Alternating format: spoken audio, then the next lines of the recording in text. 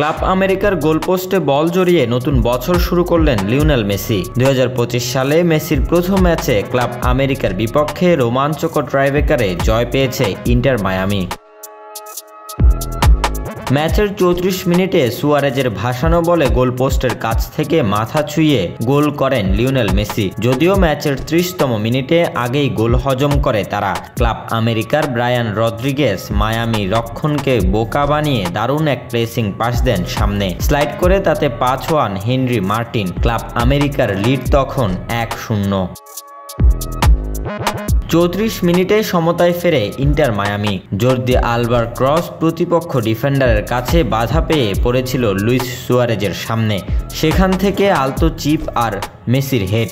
ম্যাচের 52 মিনিটে মায়ামি ডিফেন্সের হাস্যকর ভুলে আবার লিড নেয় ক্লাব আমেরিকা। ইসরায়েল রেস সহজ গোলে ম্যাচের স্কোরশিটে আনেন পরিবর্তন।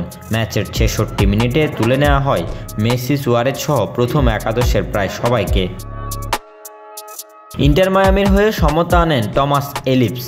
যোগ করা সময়ে কর্নার থেকে হেডে গোল করে ম্যাচে আনেন সমতা। ম্যাচ যায় পেনাল্টি শুট আউটে।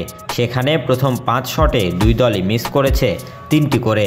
শেষ পর্যন্ত সাডেন ডেথে 3-2 ব্যবধানে জয় নিশ্চিত করে মাঠ ছেড়েছে ইন্টার মায়ামি।